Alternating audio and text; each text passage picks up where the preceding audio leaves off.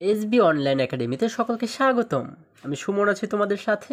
ছোট্ট বন্ধুরা, আজকে আমরা তৃতীয় শ্রেণীর ৭৩ থেকে ৭৪ পৃষ্ঠার মধ্যে যে অঙ্কগুলো রয়েছে এগুলোকে আমরা সবচেয়ে সহজ নিয়মে কিভাবে করে সমাধান করতে পারি এই বিষয়টি আলোচনা করব। চলো তাহলে শুরু করা যাক। বন্ধুরা, আমরা যদি ৭৩ পৃষ্ঠার একদম উপরে লক্ষ্য করি, দেখো এখানে বলা হয়েছে গুণ ও ভাগের সম্পর্ক। গুণ ও ভাগের মধ্যে কোনো সম্পর্ক আছে কি? দেখো আমাদের কিন্তু একটা প্রশ্ন করা হয়েছে যে গুণ ও ভাগের মধ্যে কোনো সম্পর্ক আছে কি। আমরা যদি একটু নিচে লক্ষ্য করি, দেখো এখানে আমরা একটি ছেলে শিশুর ছবি দেখতে পাচ্ছি, তাই না? এই ছেলে শিশুটি কি বলেছে? গুণ হচ্ছে একই সংখ্যা বারবার যোগ করা, আর ভাগ হচ্ছে একই সংখ্যা বারবার বিয়োগ করা। আচ্ছা দেখো, তাহলে ও কি বলেছে যে গুণ হচ্ছে একই সংখ্যা বারবার যোগ করা এবং ভাগ হচ্ছে একই সংখ্যা বারবার বিয়োগ করা। আচ্ছা, এরপরে দেখো এই যে মেয়ে শিশুটির ছবি আমরা দেখতে পাচ্ছি, এই মেয়ে শিশুটি কি বলেছে? সে বলেছে তাহলে গুণ এবং ভাগ বিপরীত প্রক্রিয়া। আমরা কিন্তু সাধারণভাবে জানি যে যে কোনো সংখ্যাকে যদি আমরা গুণ করি তাহলে কিন্তু সংখ্যাটা বড় হয়, তাই না, বা বাড়ে। এবং যদি আমরা ভাগ করি কোনো সংখ্যাকে, ভাগ করলে কিন্তু সংখ্যাটা ছোট হয়ে যায়। তাহলে দেখো আমরা কি শিখলাম এখান থেকে? যে গুণ করলে বড় হয় এবং ভাগ করলে ছোট হয়। এজন্য কিন্তু এখানে বলা হয়েছে যে গুণ এবং ভাগ বিপরীত প্রক্রিয়া। একটা করলে ছোট হয়, একটা করলে বড় হয়, এজন্য এটা একে অপরের বিপরীত। আচ্ছা দেখো, এখন আমরা যদি আরেকটু নিচে লক্ষ্য করি, এখানে আমরা কিন্তু একটু টিয়া পাখির ছবি দেখতে পাচ্ছি। দেখো এই টিয়া পাখিটি কি বলেছে? চলো আমরা একটি উদাহরণের মাধ্যমে দেখি। দেখো এই যে ছেলে শিশুটি বলেছিল গুণ হচ্ছে একই সংখ্যা বারবার যোগ করা এবং ভাগ হচ্ছে একই সংখ্যা বারবার বিয়োগ করা। এই কথাটিকে যদি আমরা বোঝার জন্য একটা উদাহরণের মাধ্যমে দেখি, দেখো আমরা যদি একটু নিচে লক্ষ্য করি, এখানে আমরা একটি ছক দেখতে পাচ্ছি। এই ছকে আমরা যদি একদম শুরুতে দেখি, এখানে বলা হয়েছে কি গুণ। দেখো আমরা একদম শুরুতে দেখতে পাচ্ছি ৭ গুণ ৪ সমান সমান ২৮। এখানে লেখা রয়েছে ৭ গুণ ৪ সমান সমান ২৮। বন্ধুরা, আমরা নিশ্চয়ই গুণের নামটা এর আগেও শিখেছি। আমরা কি জানি? যদি ৭-এর সাথে আমরা ৪-কে গুণ করি তাহলে কত হয়ে যায়? ৪ ৭ ২৮। এখানে কিন্তু এটি আমাদের বলা হয়েছে, তাই না? এখন গুণের সাথে যোগের সম্পর্কটা কীরকম, বা আমরা একটু আগে যে দেখলাম যে ছেলে শিশুটির ছবি আমরা দেখেছি, সে কি বলেছে? সে বলেছে গুণ হচ্ছে একই সংখ্যাকে বারবার যোগ করা। তাহলে এই কথাটিকে আমরা কিভাবে করে বুঝবো? দেখো এখানে রয়েছে কত? আমরা প্রথমে দেখতে পাচ্ছি ৭। তাহলে এই ৭কে যদি আমরা ৪ বার যোগ করি, এখানে কত রয়েছে? এখানে আমরা দেখতে পাচ্ছি ৪। যদি আমরা ৭কে ৪ বার যোগ করি, যেমন দেখো একবার ৭ লিখলাম, এরপরে একটু যোগ দিলাম, এরপরে ২ বার লিখলাম ৭, একটু যোগ দিলাম, ৩ বার লিখলাম, একটু যোগ দিলাম, ৪ বার লিখলাম। দেখো আমাদের কিন্তু ৪ বার ৭ লেখা হয়ে গেল, তাই না? এখানে আমাদের রয়েছে ৭, এই জন্য আমরা ৭ লিখেছি। ৭কে আমরা কয়বার যোগ করব? যেহেতু এখানে ৪ রয়েছে এজন্য ৪ বার ৭কে যোগ করেছি। দেখো ১ বার, ২ বার, ৩ বার, ৪ বার। এখন এই ৪টা ৭কে যদি আমরা যোগ করি, হ্যাঁ, যদি গণনা করি যে এখানে মোট কত হয়, হ্যাঁ, আমরা যদি একটু গণনা করে বের করার চেষ্টা করি, দেখো ৭-এর সাথে এই ৭কে যোগ করলে হয়ে যায় ৭ আর ৭ মিলে ১৪। ১৪-র সাথে এই ৭কে যোগ করলে হয়ে যায় ২১ এবং এই ২১-এর সাথে যদি আমরা এই ৭কে যোগ করি তাহলে হয়ে যায় আমাদের ২৮। তাহলে দেখো এই ৪টা ৭কে যোগ করে কিন্তু আমরা ২৮ পাচ্ছি, তাই না? এবং এইখানে আমরা যে ৪-এর সাথে ৭-এর সাথে ৪কে গুণ করেছি, এখানে আমরা কত পেয়েছি? ২৮ পেয়েছি। তাহলে এইখানের ২৮ এবং এইখানের ২৮ আমাদের এক হলো? অবশ্যই একই হলো, তাই না বন্ধুরা? তাহলে দেখো এই যে ৪ বার আমরা ৭ ৭ ৭ ৭ লিখে যোগ করেছি, এই যোগটা করতে কিন্তু আমাদের অনেক সময় লেগেছে, তাই না? এবং এইটাকে যখন আমরা গুণের মাধ্যমে সমাধান করলাম, দেখো এখানে যেহেতু ৭ রয়েছে এজন্য আমরা প্রথমে লিখলাম ৭ এবং এখানে কয়বার ৭ রয়েছে? ১ বার, ২ বার, ৩ বার, ৪ বার। এজন্য আমরা এখানে লিখেছি ৪, অর্থাৎ ৭-এর সাথে আমরা ৪কে গুণ করেছি। তার মানে ৭কে আমরা ৪ বার গুণ করেছি। তাহলে গুণ করলে কত হয়ে যায়? ৪ ৭ ২৮। দেখো গুণ করার মাধ্যমে যে কোনো যোগ অঙ্ক কিন্তু আমরা খুবই অল্প সময়ে বা খুবই সংক্ষেপে সমাধান করে ফেলতে পারি, তাই না? তাহলে এটা হচ্ছে গুণ এবং যোগের মধ্যে সম্পর্ক। এরপরে আমরা যদি ভাগের কাছে চলে যাই বন্ধুরা, আমরা যদি একটু বইয়ে লক্ষ্য করি, দেখো এখানে আমরা দ্বিতীয় যে ছকটি রয়েছে এখানে দেখতে পাচ্ছি 28 ভাগ 4 সমান সমান 7। এখানে আমাদের বলা হয়েছে 28 ভাগ 4 সমান সমান 7, অর্থাৎ 28কে যদি আমরা 4 দ্বারা ভাগ করি তাহলে আমাদের উত্তর হয় হচ্ছে কত? 7, তাই না? কারণ আমরা কি জানি, ভাগের ক্ষেত্রে এখানে ভাজ্যক রয়েছে হচ্ছে 4। আমরা নর্মালি যখন আমরা ভাগ অঙ্ক করি তখন আমরা কি করি, এই ভাজকের ঘরে নামতা পড়ি। এখানে যেহেতু 4 রয়েছে, আমরা কি করি, 4-এর ঘরে নামতা পড়ি এবং 4-এর ঘরে নামতা পড়তে পড়তে আমরা কত পর্যন্ত গিয়ে থামি? 28 পর্যন্ত আমরা কিন্তু গিয়ে থামি, তাই না? এবং আমরা দেখি যে 4-এর সাথে কতকে গুণ করলে 28 হয়। 4-এর সাথে যে সংখ্যাকে গুণ করলে 28 হয় সেই সংখ্যাটাকে কিন্তু আমরা এখানে লিখে দিই, তাই না? যেমন আমরা জানি কি, 4 একে 4, 4 দুগুণ 8, 4 12, 4 4 16, 4 5 20, 4 6 24, 4 7 28। এই দেখো এখানে কিন্তু আমাদের 28 রয়েছে। আমরা কি জানি, 4 7 28। যেহেতু 4-এর সাথে 7কে গুণ করলে 28 হয়, এজন্য আমরা এখানে কত লিখে দিয়েছি? 7 লিখে দিয়েছি, তাই না? এইভাবে করে কিন্তু আমরা যে কোনো ভাগ অঙ্কের সমাধান করি খুবই সহজে, তাই না? এখন এই ভাগের সাথে বিয়োগের সম্পর্কটা কি? দেখো এই যে শিশুটিকে আমরা দেখেছি, এই শিশুটি কি বলেছিল? ভাগ হচ্ছে একই সংখ্যা বারবার বিয়োগ করা। তাহলে ভাগের সাথে বিয়োগের সম্পর্কটা কীরকম? দেখো এইখানে আমরা যে 28 দেখতে পাচ্ছি, এই 28 থেকে যদি আমরা 4, এখানে যেহেতু 4 রয়েছে, 4 4 4 4 করে যদি আমরা বিয়োগ করি তাহলে আমরা কতবার বিয়োগ করতে পারবো আমরা দেখি। দেখো প্রথমে আমরা 28 রয়েছে, এখানে আমরা লিখলাম 28। এখান থেকে আমরা বিয়োগ করব কত? বিয়োগ করব আমরা 4কে। যেহেতু এখানে 4 রয়েছে, 28 ভাগ 4, এজন্য 28 থেকে আমরা 4কে বিয়োগ করব। তাহলে বিয়োগ করলে কত থাকে আমাদের? 28 থেকে 4কে বিয়োগ করলে আমাদের থাকে 24। এখন দেখো এইখানে যে 24 পেলাম, এই 24 থেকে যদি আমরা আরও 4কে বিয়োগ করি, আমরা কিন্তু 4 4 4 4 করে বিয়োগ করব, প্রত্যেকবারে 4 করে বিয়োগ করব, ঠিক আছে? যেহেতু এখানে 4 রয়েছে। এখন দেখো 24 থেকে যদি আমরা 4কে বিয়োগ করে দিই তাহলে থাকে হচ্ছে কত আমাদের? 20। এরপরে দেখো এখানে কিন্তু 20 পেলাম। এখন আমরা 20 থেকে 4কে বিয়োগ করব। তাহলে এই 20 থেকে যদি আমরা 4কে বিয়োগ করে দিই তাহলে কত থাকছে বন্ধুরা? আমাদের থাকছে 16। এরপরে দেখো এই যে 16 পেলাম, এই 16 থেকে এখন আমরা আবার কতকে বিয়োগ করব? আবারও 4কে বিয়োগ করব। তাহলে কত থাকবে আমাদের? আমাদের এবারে থাকবে কিন্তু 12। এরপরে কি করব? এই যে 12 পেলাম, 12 থেকে আবার আমরা 4কে বিয়োগ করব। দেখো আমরা কি করব? 12 থেকে বিয়োগ করব 4কে। তাহলে আমাদের এবারে কত থাকবে? 12 থেকে 4কে বিয়োগ করলে আমাদের থাকবে 8। এরপরে 8 থেকে যদি আমরা আরও 4কে বিয়োগ করি তাহলে আমাদের থাকবে 4। আর আমরা 8 থেকে যদি আমরা 4কে বিয়োগ করি তাহলে থাকবে আমাদের আরও 4। এরপরে এই 4 থেকে যদি আমরা আরও 4কে বিয়োগ করি তাহলে থাকবে আমাদের 0। দেখো যত সময় পর্যন্ত 0 না পাবো আমরা, তত সময় পর্যন্ত কিন্তু আমরা বিয়োগ করতে করতে যাব, তাই না? আমরা কি দেখলাম যে 28 থেকে যদি 4 4 4 4 করে আমরা বিয়োগ করি তাহলে আমরা কতবার বিয়োগ করতে পারবো দেখো তো? 1 বার, 2 বার, 3 বার, 4 বার, 5 বার, 6 বার, 7 বার। দেখো এইখানে কি 7 লেখা রয়েছে? হ্যাঁ বন্ধুরা, আমরা কিন্তু এখানে 7 দেখতে পাচ্ছি। তার মানে দেখো এই যে বিয়োগগুলো আমরা করলাম, 7 বার দেখো বিয়োগ করেছি। এই 7 বার বিয়োগ করতে কিন্তু আমাদের অনেক সময় লেগেছে, তাই না? তাহলে এই বিয়োগটাকে যখন আমরা সংক্ষেপে বা অল্প সময়ে করতে চাই তখন যে প্রক্রিয়ায় আমরা এই সমাধানটা করি সেই প্রক্রিয়াটাকে বলা হয় ভাগ প্রক্রিয়া। অর্থাৎ বিয়োগের সংক্ষিপ্ত রূপ হচ্ছে ভাগ। অর্থাৎ বিয়োগকে সংক্ষেপে করাকে বলা হয় হচ্ছে ভাগ। আশা করি তোমরা সকলেই এটি বুঝতে পেরেছো। আবারও যদি দেখো 28 থেকে আমরা 4কে বিয়োগ করেছি, তাই না? তাহলে আমরা কতবার বিয়োগ করতে পেরেছি? 7 বার কিন্তু বিয়োগ করতে পেরেছি। আবার একই রকমভাবে যদি 28 ভাগ 7 দিই আমরা, এখানে যদি আমরা ধরো লিখলাম 28 ভাগ 7, এই 7কে আমরা এবার আগে আনলাম, আগে নিয়ে আসলাম, হ্যাঁ? তাহলে আমরা কত পাবো এখানে ভাগফল? আমরা জানি 7-এর সাথে কতকে গুণ করলে 28 হয়?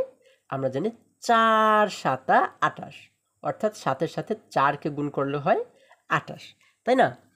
এখন দেখো এটিকেও যদি আমরা একটু উদাহরণের মাধ্যমে বোঝার চেষ্টা করি, দেখো বন্ধুরা, আমরা যদি সেই বিয়োগ করে করে এটিকে একটু বোঝার চেষ্টা করি, দেখো এখানে রয়েছে কত 28, 28 থেকে এবারে আমরা কতকে বিয়োগ করব, 7কে কিন্তু বিয়োগ করব।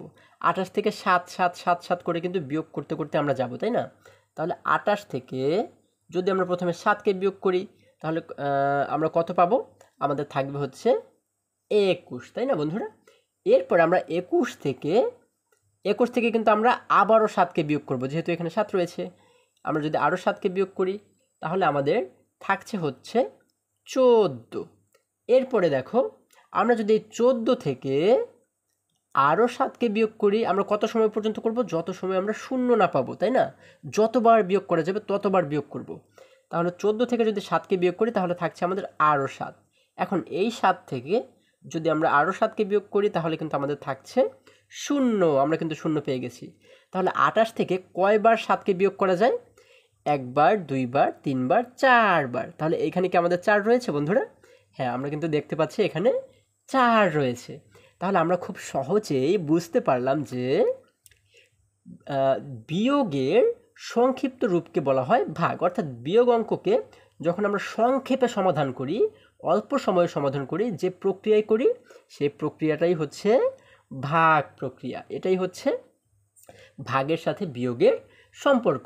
আশা করি তোমরা সকলেই খুব সুন্দরভাবে বুঝতে পেরেছো বন্ধুরা। এরপরে আমরা যদি পরবর্তী অঙ্কে চলে যাই, আমরা এখানে দেখতে পাচ্ছি নিচে আমাদেরকে বলা হয়েছে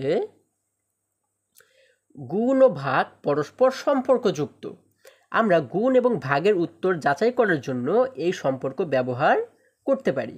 আচ্ছা দেখো, আমাদের বলা হয়েছে গুণ এবং ভাগ এরা কিন্তু একে অপরের সাথে সম্পর্কযুক্ত, মানে একের সাথে অন্যের সম্পর্ক রয়েছে। হ্যাঁ, তো আমরা গুণ এবং ভাগের উত্তর যাচাই করার জন্য এই সম্পর্ক ব্যবহার করতে পারি। দেখো এখানে কিন্তু আমাদের আরও 2টি উদাহরণ দেওয়া রয়েছে। আমরা এখানে দেখতে পাচ্ছি কতে দেওয়া রয়েছে 6 গুণ 3 সমান সমান 18।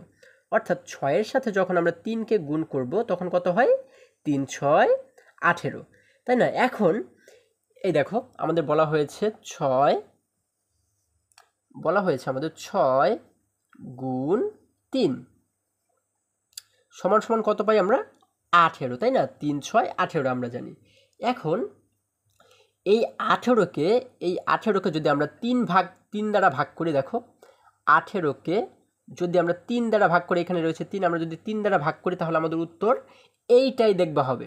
আমরা যদি এই 2টা সংখ্যাকে ব্যবহার করি তাহলে বাকি যে সংখ্যাটা রয়ে যায় এইটাই কিন্তু আমরা উত্তর পাবো। দেখো 18 রয়েছে, এখানে লিখলাম 18, আর 18কে ভাগ যদি আমরা 3 দ্বারা করি, এই দেখো এখানে আমি একটা ভাগ চিহ্ন দিলাম। আমরা যদি 18কে 3 দ্বারা ভাগ করি তাহলে আমাদের উত্তর হবে কত, দেখো আমরা জানি 3-এর সাথে কতকে গুণ করলে 18 হয়, 3-এর সাথে 6কে গুণ করলে হয় 18। 3 6 18। দেখো এখানে কি 6 রয়েছে? হ্যাঁ, 6 কিন্তু রয়েছে। দেখো আমরা এখানে গুণ করেছি 6 গুণ 3 সমান সমান 18। এইখানে যে 3টি সংখ্যা আমরা পেয়েছি এইখানেও কিন্তু ঠিক একই 3টি সংখ্যাই পেয়েছি, তাই না বন্ধুরা? 18 3 6, 18 3 6। একই রকমভাবে দেখো যদি এবারে আমরা 18কে 6 দ্বারা ভাগ করি, এর আগে আমরা 3 দ্বারা ভাগ করেছি, এবার যদি 6 দ্বারা ভাগ করি, দেখো আমরা লিখলাম 18 ভাগ 6। এখন 18কে 6 দ্বারা ভাগ করলে কত পাই আমরা, অর্থাৎ 6-এর সাথে কতকে গুণ করলে 18 হয় আমরা জানি, 6 একে 6, 6 দুগুণ 12, 3 6 18, 3 6 18, অর্থাৎ আমরা উত্তর পাই 3। দেখো এইখানে আমরা 18 নিয়েছি, এই যে এখানে 6 ছিল, 6কে নিয়েছি আমরা এইখানে দেখো, তাহলে 18 দ্বারা যখন আমরা 6কে ভাগ করলাম আমরা কি এই সংখ্যাটি পেয়েছি? দেখো এখানে 3 রয়েছে, আমরাও কিন্তু এখানে 3 পেয়েছি। তাহলে গুণ এবং ভাগের মধ্যে সম্পর্ক হচ্ছে এটা, তোমরা নিশ্চয়ই বুঝতে পেরেছো বন্ধুরা। আমরা এরপরে পরবর্তীতে যদি আমরা চলে যাই, দেখো এখানে খ নাম্বারেও কিন্তু ঠিক একই বিষয়টি বোঝানো হয়েছে। আমার মনে হয় এটি যেহেতু তোমরা বুঝতে পেরেছো, এই বিষয়টিও ঠিক একই রকম, আমাদের এটা আলাদাভাবে বোঝার কিছু নেই, একই জিনিস বন্ধুরা। এজন্য আমরা এবারে পরবর্তী অঙ্কে চলে যাচ্ছি। দেখো এইখানে আমরা 1 নম্বরে দেখতে পাচ্ছি বলা হয়েছে তাহসিনের 40টি রং পেন্সিল ছিল, সে পেন্সিলগুলোকে সমান 5 ভাগে ভাগ করলো এবং রাতুলকে 2 ভাগ দিল। রাতুল কয়টি পেন্সিল পেল? আমাদের বলা হয়েছে তাহসিনের কাছে কিন্তু মোট 40টি পেন্সিল ছিল, তাই না? তো সে কি করলো, এই 40টি পেন্সিল 5 ভাগে ভাগ করলো। তাহলে সে কি করলো, 40টি পেন্সিল ছিল তার, 40টি পেন্সিলকে সে ভাগ করলো কয় ভাগে? 5 ভাগে, তাই না বন্ধুরা? যখন সে 5 ভাগে ভাগ করলো তখন সে 1 ভাগে কয়টি করে পেল? আমরা যদি 40কে 5 দ্বারা ভাগ করি তাহলে কিন্তু আমরা পেয়ে যাব যে 1 ভাগে সে কয়টি করে পেন্সিল পেয়েছে। তাহলে আমরা কিভাবে এটিকে সমাধান করতে পারি? আমরা 5-এর ঘরের নামতা পড়তে পড়তে গিয়ে দেখব যে 5-এর সাথে কতকে গুণ করলে 40 হয়। দেখো আমরা যদি নামতা গণনা করি, 5 একে 5, 5 দুগুণে 10, 3 পাঁচা 15, 4 পাঁচা 20, 5 পাঁচা 25, 5 ছক 30, 5 সাতা 35, 5-এ আটা 40। আমরা কি পেলাম? 5-এ আটা 40, অর্থাৎ 5-এর সাথে কিন্তু 8কে গুণ করলে 40 হয়। তার মানে আমাদের এখানে উত্তর পাচ্ছি কত? আমরা 8 পাচ্ছি। অর্থাৎ 40টি পেন্সিলকে যখন সে 5 ভাগ করলো, এক এক ভাগে কয়টি করে পেন্সিল সে পেল? এক এক ভাগে সে পেন্সিল পেল হচ্ছে 8টি করে। এখন দেখো আমাদের কি বলা হয়েছে, এরপরে সে কি করলো, এবং রাতুলকে সে 2 ভাগ দিল। এই যে এক এক ভাগে তার 8টি করে পেন্সিল হয়েছে, এই 8টি পেন্সিলের সে 2 ভাগ কাকে দিল? রাতুলকে দিল।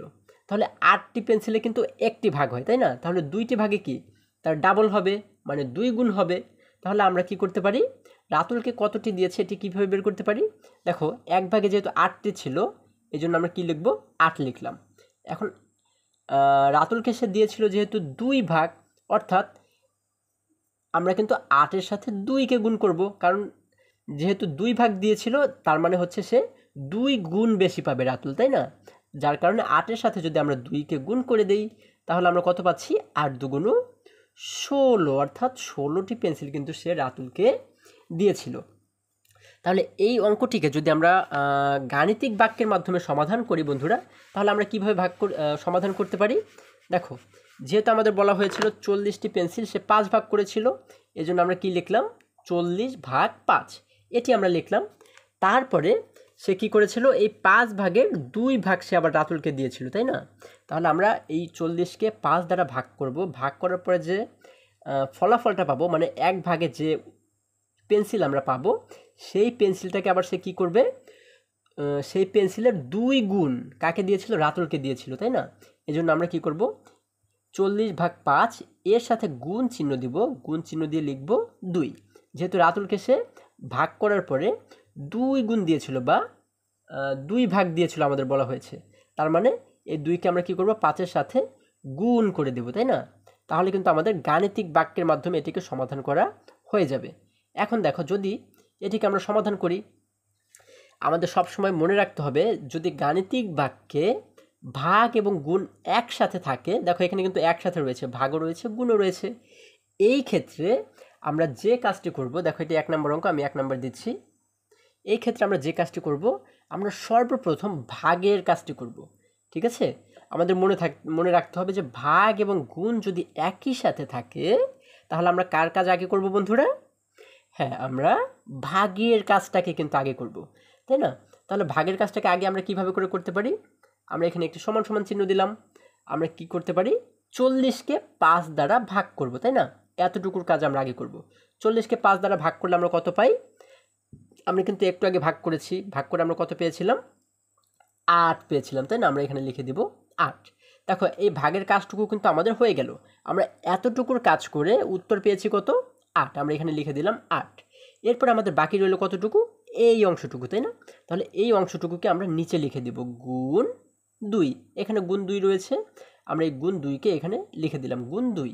এখন দেখো এখানে কিন্তু শুধুমাত্র 8 গুণ 2 রয়েছে, তার মানে 8কে যদি আমরা 2 দ্বারা গুণ করি তাহলে কিন্তু আমাদের উত্তর চলে আসতেছে বা উত্তর আমরা বের করতে পারছি, তাই না? তাহলে 8কে 2 দ্বারা গুণ করলে কত হয়?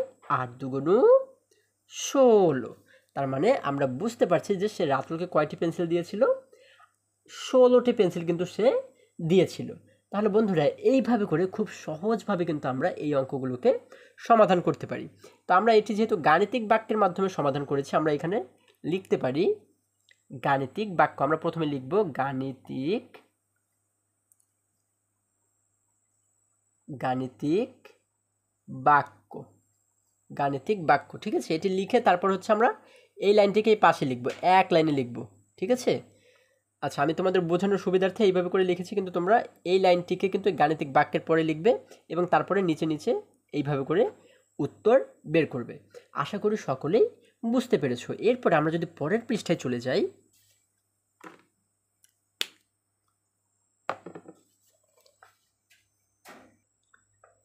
বন্ধুরা আমরা এখানে দেখতে পাচ্ছি এই ছেলেটি কি বলছে, কিভাবে রাতুলকে দেওয়া পেন্সিলের সংখ্যা বের করা যায় তা ভেবে দেখি। আমরা কিন্তু অলরেডি বেরও করে ফেলেছি, তাই না, যে রাতুলকে কয়টি পেন্সিল দেওয়া হয়েছিল, তাই না বন্ধুরা। এখন দেখো এই মেয়েটি কি বলেছে, আমার মনে হয় প্রথমে 5 ভাগ করার জন্য 40কে 5 দিয়ে ভাগ করতে হবে। আমি নিচের ভাগের মতো করে প্রতি ভাগে 8 পেয়েছি। দেখো আমরা কিন্তু প্রথমে কি করেছি, 40টি যে পেন্সিল ছিল এই 40টি পেন্সিলকে কিন্তু আমরা 5 ভাগ করেছিলাম, তাই না। আমি কিন্তু তোমাদেরকে প্রথমেই দেখিয়েছি, যখন 40টি পেন্সিলকে 5 দ্বারা ভাগ করলাম তখন আমরা উত্তর পেয়েছিলাম কত, 8 পেয়েছি। এটি কিন্তু এই মেয়েটি বলেছে। এরপরে দেখো এই যে ছেলেটির ছবি আমরা দেখতে পাচ্ছি, সে আবার কি বলেছে, সে বলেছে রাতুলকে 2 ভাগ পেন্সিল দিতে হলে যে ভাগফল পেয়েছি, অর্থাৎ এই যে 8 পেয়েছি এটি হচ্ছে ভাগফল, তাই না। যে ভাগফল পেয়েছি সেটিকে 2 দিয়ে গুণ করতে হবে।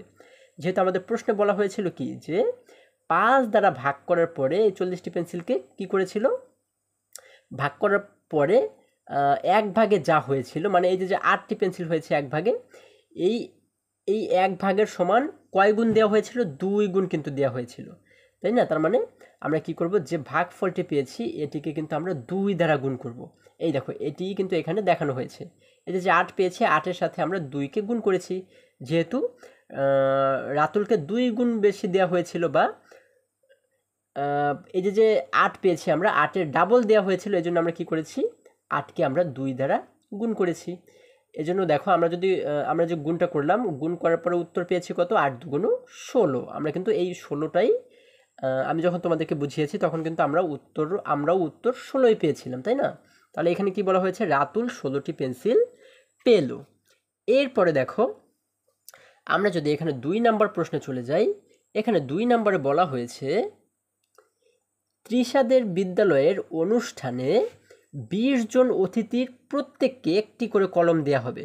আচ্ছা দেখো এখানে বলা হয়েছে যে ত্রিশাদের বিদ্যালয়ে একটি অনুষ্ঠান হবে এবং সেখানে 20 জন অতিথি থাকবে, তাই না। এবং এই 20 জন অতিথিকে একটি করে কলম দেওয়া হবে। এখন বলা হয়েছে তৃষা 120 টাকা খরচ করে 20টি কলম আনলো। আচ্ছা তৃষা কী করলো, 120 টাকা খরচ করে 20টি কলম আনলো। হ্যাঁ, তাহলে একটি কলমের দাম কত টাকা করে পড়লো সেটি কিন্তু আমাদের আগে বের করতে হবে। এখন বলা হয়েছে শিক্ষক পরে তাকে আরও 5টি কলম কিনতে বললেন, তাহলে আরও কত টাকা লাগবে। দেখো তার 20টি কলম কিনতে কিন্তু 120 টাকা লেগেছিল, তাহলে আমাদের এখন বলা হয়েছে কি যে শিক্ষক কিন্তু পরবর্তীতে তাকে আরও 5টি কলম কিনতে বললেন, তাই না। এখন এই 5টি কলম কিনতে কত টাকা লাগবে সেটি যদি আমরা বের করতে যাই, তাহলে কিন্তু আগে আমাদের বের করতে হবে যে একটি কলম কিনতে কত টাকা লাগবে। যদি আমরা একটির মূল্য বের করতে পারি তাহলে আমরা 5টি 10টি 15টি যে কয়টি বলা হোক না কেন আমরা সে কয়টির মূল্যই বের করতে পারবো। আমাদের সব সময় এই বিষয়টি মাথায় রাখতে হবে, যে কোনো জিনিস যদি আমরা একটির মূল্য বের করতে পারি তাহলে আমরা এরপরে যে কোনো সংখ্যার মূল্যই বের করতে পারবো। আমাদের যে কয়টিকে বের করতে বলা হোক না কেন আমরা সেটিকেই বের করতে পারবো।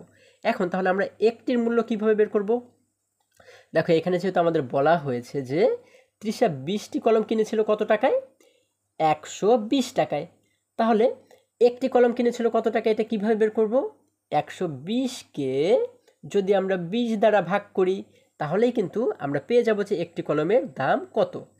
দেখো আবারও দেখো, একটি 120কে যদি আমরা 20 ভাগ করি, যেহেতু 20টি কলম কিনেছিল তার মানে যদি আমরা 20 ভাগ করি তাহলে কিন্তু আমরা পেয়ে যাব যে 1 ভাগে কয় টাকা করে পড়েছিল, মানে একটি কলমের দাম কত টাকা পড়েছিল, তাই না। তাহলে আমরা কি করব, দেখো আমরা 2 নাম্বার দিয়ে লিখব, আমরা গাণিতিক বাক্যের মাধ্যমে এটিকে সমাধান করব, ঠিক আছে। আমরা লিখব গাণিতিক বাক্য। এখন দেখো এই গাণিতিক বাক্যটাকে আমরা কিভাবে করে লিখব, যেহেতু আমরা এখানে দেখতে পাচ্ছি যে তৃষা 120 টাকা দিয়ে 20টি কলম কিনেছিল, এজন্য আমরা কি করব, একটি কলমের হিসাব বের করতে আমরা 120কে 20 দ্বারা ভাগ করব। তাহলে আমরা কি লিখব, 120 ভাগ হচ্ছে 20। এখন দেখো 120কে যখন আমরা 20 দ্বারা ভাগ করব তখন আমরা কিন্তু এই হিসাবটা করলে আমরা একটি কলমের মূল্য কিন্তু পেয়ে যাব, তাই না বন্ধুরা? এরপরে যখন আমরা একটি কলমের মূল্য পেয়ে যাব, এই হিসাবটি করে যখন একটি কলমের মূল্য পেয়ে যাব, তখন আমরা কি করব, ওই একটি কলমের সাথে 5কে গুণ করব, যেহেতু শিক্ষক আরও 5টি কলম আনতে বলেছিল, তাই না বন্ধুরা? তাহলে একটি কলমের মূল্যের সাথে যদি আমরা 5কে গুণ করি তাহলে কিন্তু আমরা 5টি কলমের মূল্য পেয়ে যাব, তাই না বন্ধুরা? তাহলে আমরা কি করব, দেখো এই 120কে আমি এখানে ভুল লিখেছি, আমরা লিখব 120 ভাগ 20। যখন এই 120কে 20 দ্বারা ভাগ করব তখন আমরা একটি কলমের মূল্য এখানে পেয়ে যাব। আর যখন এটিকে পেয়ে যাব, একটি কলমের মূল্য পেয়ে যাব, এই একটি কলমের মূল্যের সাথে যদি আমরা 5কে গুণ করি তাহলে কিন্তু 5টি কলমের মূল্য পেয়ে যাব। যদি একটি কলমের মূল্যের সাথে আমরা 10কে গুণ করি তাহলে কিন্তু 10টি কলমের মূল্য পেয়ে যাব। তার মানে হচ্ছে, দেখো যেহেতু আমাদের প্রশ্নে 5টি কলমের মূল্য বের করতে বলা হয়েছে, তার মানে এই একটি কলমের মূল্য যখন আমরা পাবো এর সাথে গুণ করব কতকে, গুণ করব 5কে, যেহেতু 5টি কলমের মূল্য আমাদের বের করতে বলা হয়েছে, তাই না? তাহলে এই হলো আমাদের গাণিতিক বাক্যে সাজানো হয়ে গেল। আশা করি তোমরা এতটুকু সকলেই বুঝতে পেরেছো। আবারও দেখো আমরা কি করলাম, যেহেতু 120 টাকা দিয়ে সে 20টি কলম কিনেছিল, এই জন্য 120কে আমরা 20 দ্বারা ভাগ করেছি। যখন আমরা এতটুকু কাজ করব, মানে এই ভাগ অঙ্কটার সমাধান যখন করব, তখন কিন্তু আমরা একটি কলমের মূল্য পেয়ে যাব। আর যখন একটি কলমের মূল্য পাবো, সেই মূল্যের সাথে যখন আমরা 5কে গুণ করে দেব, মানে 5 গুণ করব, তখন কিন্তু আমরা 5টি কলমের মূল্য পেয়ে যাব। এখানে কিন্তু আমাদের 5টি কলমের মূল্য বের করতে বলা হয়েছে, এজন্য কিন্তু আমরা গুণ দিয়ে লিখলাম 5। যদি 7টি কলমের মূল্য বের করতে বলা হতো আমরা গুণ দিয়ে লিখতাম 7। ঠিক আছে? তাহলে এইভাবে করে কিন্তু আমরা সাজাবো। আচ্ছা, আমাদের সাজানো হয়ে গেল। এখন আমরা কি করব, দেখো এখন আমরা একটা নিচে সমান সমান চিহ্ন দেব। এখন আমরা কি জানি, যদি একটি অঙ্কে ভাগ এবং গুণ একসাথে থাকে তখন আমরা কি করব, ভাগের কাজটা আগে করব, আমরা এটি শিখেছি, তাই না? এখন দেখো যদি ভাগের কাজটি করি, এখানে রয়েছে 120 ভাগ 20। এখন এই ভাগটিকে আমরা কিন্তু আলাদা জায়গাতে সমাধান করব, ঠিক আছে?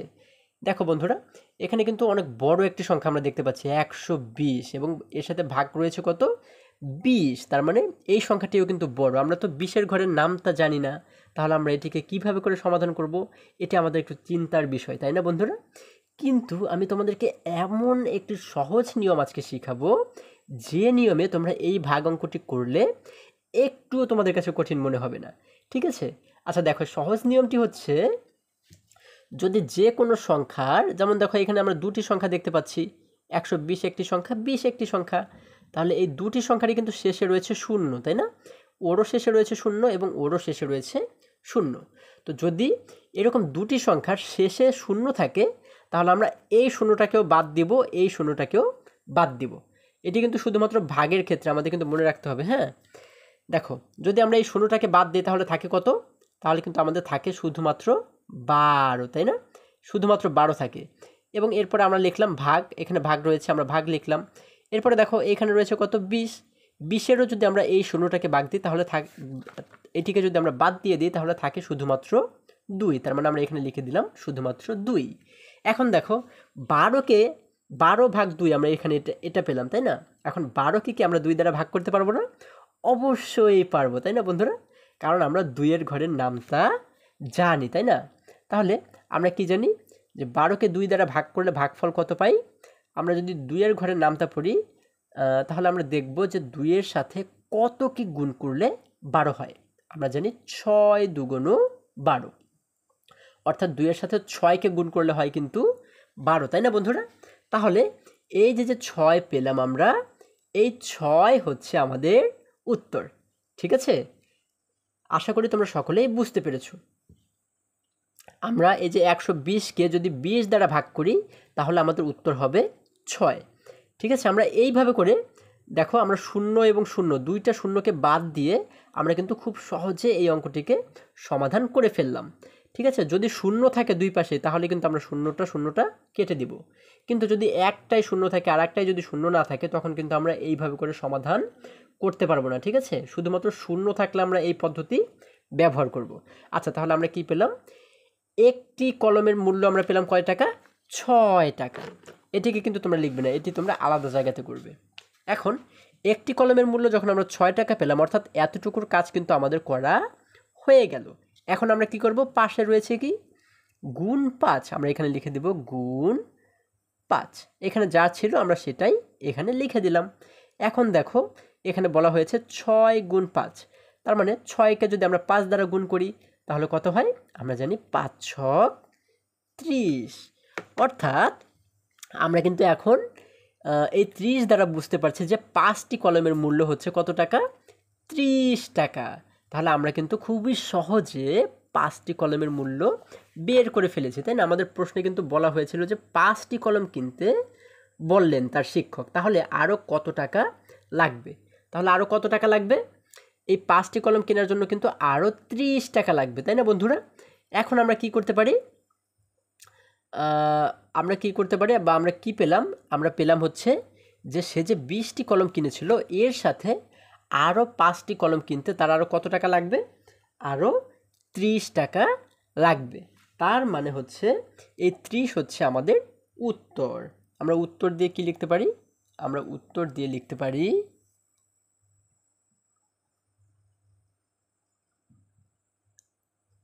30 টাকা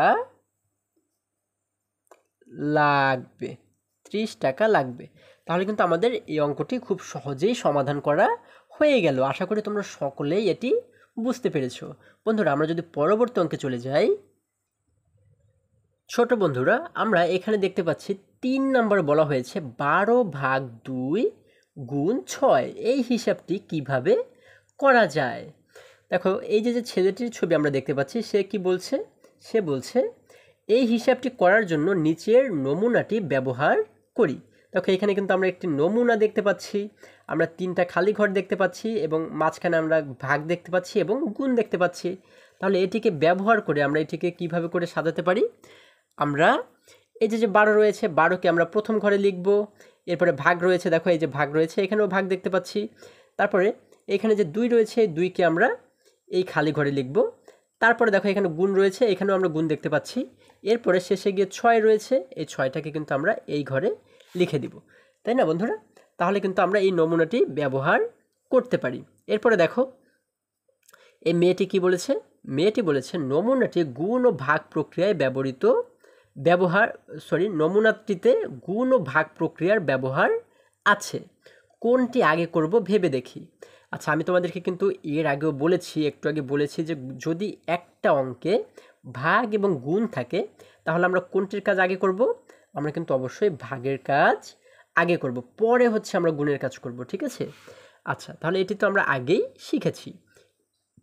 এরপরে দেখো নিচে ছেলেটি বলেছে গুণ ও ভাগের ক্ষেত্রে বাম থেকে ডান দিকে হিসাব করতে হয়। তো গুণ ও ভাগের ক্ষেত্রে কি করতে হয়? বাম থেকে ডান দিকে হিসাব করতে হয়। এই যে দেখো আমাদের কিন্তু এখানে দেখানো হয়েছে। আমরা আগের অঙ্কগুলো যেভাবে করে সমাধান করেছি ঠিক সেইভাবেই কিন্তু আমাদের এখানে একটি নমুনা দেয়া রয়েছে। দেখো এখানে 12/2 গুণ 6 রয়েছে, এখানে লেখা হয়েছে 12/2 গুণ 6। তাহলে আমরা আগে কি করব? প্রথমে আমরা ভাগের কাজ করব, 12/2। তার মানে এই ভাগের কাজটুকু করব। যদি 12কে আমরা 2 দ্বারা ভাগ করি তাহলে উত্তর হয় কত? আমরা জানি 12কে 2 দ্বারা ভাগ করলে উত্তর হয় 6। এই দেখো এই সোজা কিন্তু আমরা 6 দেখতে পাচ্ছি। যখন আমরা ভাগ করে 6 পেলাম আমাদের এতটুকুর কাজ হয়ে গেল। এরপরে পাশে রয়েছে গুণ 6, আমরা কিন্তু এই গুণ 6কে নিচে লিখে দিয়েছি। দেখো এরপরে আমরা এই লাইনে এসে কি পেলাম? 6 গুণ 6। তার মানে 6কে যদি 6 দ্বারা আমরা গুণ করি তাহলে কত হয়? 6 6 36। এখানে কিন্তু আমরা দেখতে পাচ্ছি উত্তর রয়েছে 36। বন্ধুরা, আমরা এইভাবে করে যে কোনো অঙ্কে যদি ভাগ এবং গুণ একসাথে থাকে তখন আমরা খুব সহজভাবে এই যে নিয়মগুলো আমরা শিখেছি আজকে, এই নিয়মে সমাধান করতে পারি। আশা করি আজকে আমরা যতগুলো অঙ্ক করেছি তোমরা খুব সহজেই খুব ভালোভাবেই এগুলোকে বুঝতে পেরেছো। বন্ধুরা, আজকে আমাদের এই পর্যন্তই। আবারও দেখা হবে পরবর্তী ভিডিওতে। আর তোমরা যদি আমার চ্যানেলে নতুন হয়ে থাকো তাহলে অবশ্যই চ্যানেলটিকে সাবস্ক্রাইব করে পাশে থাকো, যেন আমার সমস্ত ভিডিও আপলোড করার সাথে সাথেই তোমরা খুব সহজেই সেটি পেতে পারো। এবং তৃতীয় শ্রেণীর সমস্ত পৃষ্ঠার ভিডিও দেখতে বা যে কোনো পৃষ্ঠার ভিডিও দেখতে তোমরা এইখানে যে লিঙ্কটি দেখতে পাচ্ছ এই লিঙ্কে ক্লিক করে যে কোনো পৃষ্ঠার ভিডিও দেখে নিতে পারো। সকলে ভালো থাকো, সুস্থ সবল থাকো, এই কামনা করে শেষ করছি। ধন্যবাদ সকলকে।